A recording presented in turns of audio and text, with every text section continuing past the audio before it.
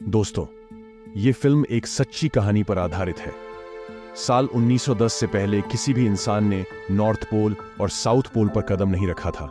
ये कहानी नॉर्वेजियन खोजकर्ताओं की है जिन्होंने 14 दिसंबर 1911 को नॉर्थ पोल की जमीन पर कदम रखा था। उस जमाने में ये काफी बड़ी बात थी। आज भी अगर आप सर्च करें तो नॉर्थ पोल और साउथ पोल को किसने डिस्कवर किया था या कौन वहां पहले पहुंचा था, तो नाम उसी नॉर्वेजियन एक्सप्लोरर रोल्ड अमुंडसेन का आएगा। देखते हैं कि उसका यह सफर कैसा रहा। हमारे चैनल को सब्सक्राइब करना न भूलें। कहानी की शुरुआत होती है तो हमें एक विमान दिखाया जाता है जो आर्टिगिया में उड़ रहा था। अचानक से मौसम बदलने लगा, ठंड बढ़ जाती है और वो विमान क्रैश हो जाता है। कुछ देर बाद विमान में बैठे लोग अपना होश संभालते हैं, विमान से बाहर आते हैं तो उन्हीं में से हमें बूढ़ा अमुंडसेन दिखाया जाता है। ये उसका आखिरी सफर माना जा रहा था। यूरोप में हमें दिखाया जाता है कि अमुंडसेन का भाई लियोन एक घर में आता है। वह कुछ ढूंढने लगा, तभी घर की मालिक आकर उस पर हमला कर देती है। मगर जल्द ही वो अपने बारे में बताने लगा कि मैं कोई चोर नहीं हूं, मैं मैनसन का भाई हूं। इस औरत का नाम बेस था। इसका अमुंडसेन से संबंध थे। अमुंडसेन एक आखिरी कोच पर निकला था मगर वह लौट कर नहीं आया। वह बूढ़ा भी हो चुका था और लोग यह मानने लगे थे कि वो मर चुका है। बेस और लियोन बैठ जा रही है और यहां से असली कहानी शुरू होती है। लियोन अमुंडसेन का भाई बताता है कि जब हम छोटे थे तो हमारे पिता, जो कि समुद्री जहाज के कप्तान थे, वह हमें सफर के किस्से कहानियां सुनाया करते थे। वह पहले इंसान थे जिनसे हमने नॉर्थ पोल और साउथ पोल के बारे में जाना था।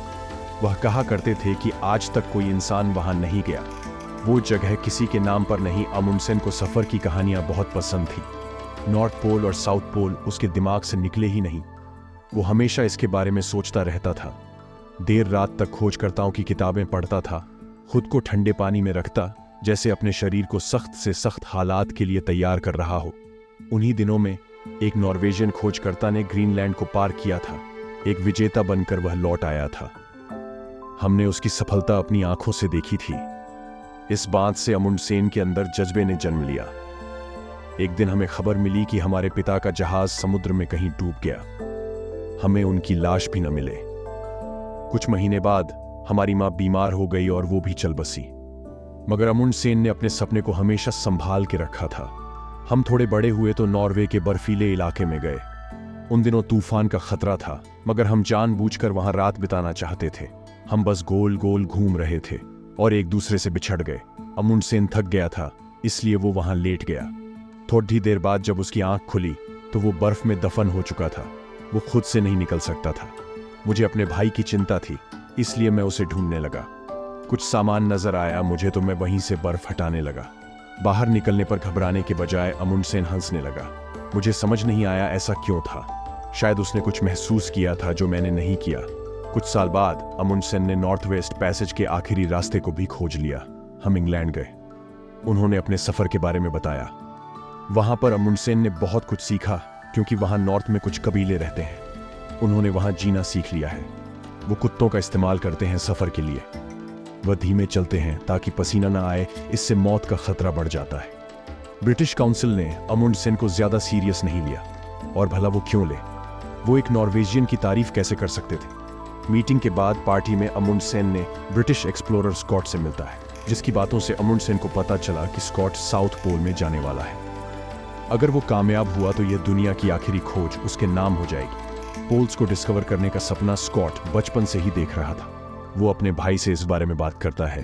ये दोनों प्लान बनाते हैं कि असल में स्कॉट पिछले 4 साल से साउथ पोल पर जाने की तैयारी कर रहा है, वहां के मौसम को अध्ययन करता है। अमुंडसेन और लियोन फैसला करते हैं कि वो इस बात को राज रखेंगे ताकि ब्रिटिश को इस बारे में पता न चल सके। सिर्फ अपने एम्बेसडर को यह खबर करते हैं क्योंकि इस खोज की फंडिंग वही देने वाली थी। एम्बेसडर ने अमुंडसेन और उसके भाई को कहा था कि वो इस कोर्स के लिए पैसे देगा, मगर वह नॉर्थ पोल में जाएंगे कुछ थियरीज को सही साबित करने के लिए। मतलब कि यह खोज साइंस के लिए होगी। अमुंडसेन और लियोन एक टीम तैयार करते हैं। निकलने से कुछ दिन पहले ही इन्हें खबर मिलती है कि फ्रेडरिक नाम या खोजी ने दावा किया था कि वह नॉर्थ पोल जा चुका है, मगर उसने अभी तक कोई सबूत नहीं दिया था। फिर भी वो सुर्खियों में छाया हुआ था हर जगह। यह जानकर अमुंडसेन को बुरा लगता है।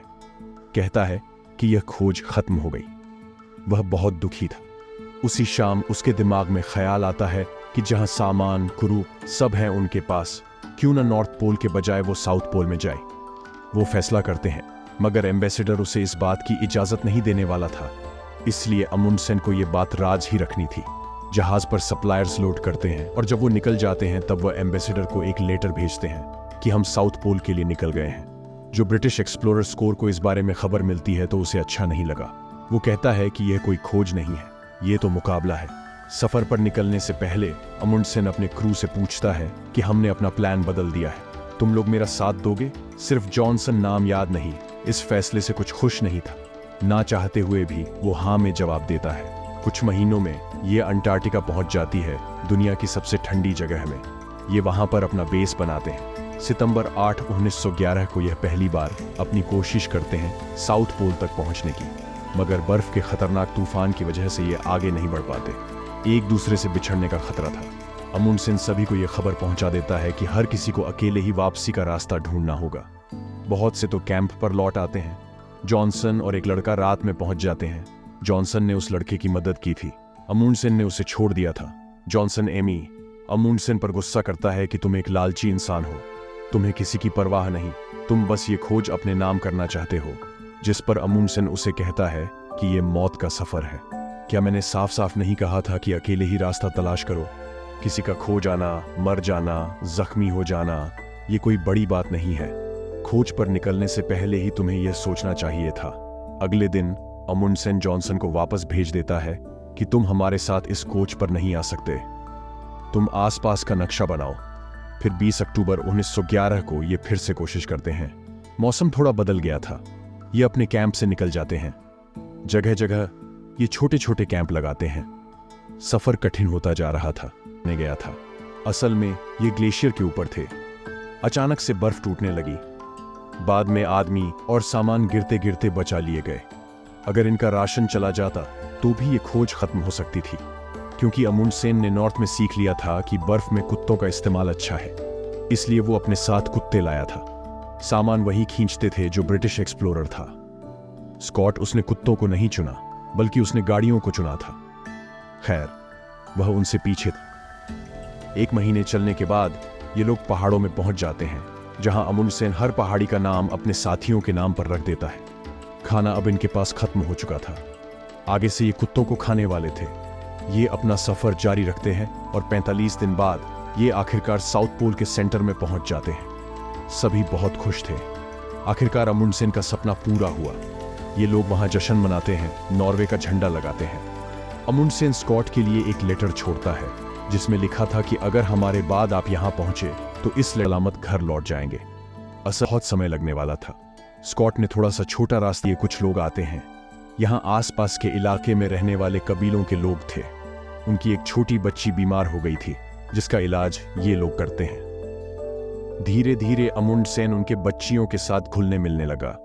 उसे अपने ही बेटियां समझता था। बच्चियां भी अमुंडसेन के साथ काफी खुश थी। अब तो वो जहाज पर ही रहने लगे थे। और फिर एक दिन वो अपने कोच को छोड़कर वापस लौट कर आता है। इस बार उसके पास एक नया प्लान था। वो कहता है कि हम उड़कर नॉर्थ पोल में जाएंगे। आज तक कोई वहां नहीं गया विमान से, मगर मैं यह करूंगा। उसने मोर जहाज और उसके क्रू को अकेला छोड़ दिया। वो 7 साल तक उस बर्फ के नरक में रहे। अंत में वह बैंक करप्ट हो जाती है। बहुत से उनमें मर जाते हैं और जो जिंदा थे उनकी जिंदगी बर्बाद हो गई। अमुंडसेन मतलबी था। वो अपने भाई के पास आता है कि वह फिर से पैसे इकट्ठा करें एक विमान के लिए, मगर उसका भाई इस बार कोई मदद नहीं करता। अमुंडसेन बदल गया था। वो कोच को एक खेल समझने लगा था। दोनों के रास्ते अलग हो जाते हैं। कुछ साल बाद अमुंडसेन किसी तरह पैसे ढूंढकर एक विमान लेता है और नॉर्थ पोल के लिए निकल जाता है, मगर ठंड की वजह से उनका विमान क्रैश हो गया। कुछ हफ्तों तक ये लोग वहीं पर रहते हैं। दुनिया वालों को लगा शायद वो मर गया है, मगर ऐसा नहीं था। वो उस विमान को दोबारा से ठीक करते हैं और लौट आते हैं। बेस और लियोन घर पर ही थे जब उन्हें खबर मिली कि अमुंडसेन ने अपनी खोज पूरी कर ली। कुछ दिन बाद बेस और लियोन अमुंडसेन से मिलने जाते हैं, मगर अमुंडसेन ने अब अपने भाई को छोड़ दिया था, वैसे ही सबने। काफी साल भी गुजरे थे तो अमुंडसेन बूढ़ा हो चुका था। उसने किताब लिखी थी जिसमें उसने अपने भाई का जिक्र नहीं किया था, न एम्बेसडर का, न ही यहाँ के राजा का, क्योंकि अमुंडसेन सारा क्रेडिट खुद लेना चाहता था। वर्ष 1928 में अंटार्कटिका में कुछ नॉर्वेजियन खोजकर्ता को अमुंडसेन अपने साथियों को यह रेस्क्यू मिशन पर निकलता है, मगर उनका जहाज वहीं क्रैश हो गया और अमुंडसेन हमेशा के लिए नॉर्थ पोल में ही खो गया। और यहीं पर इस कहानी का अंत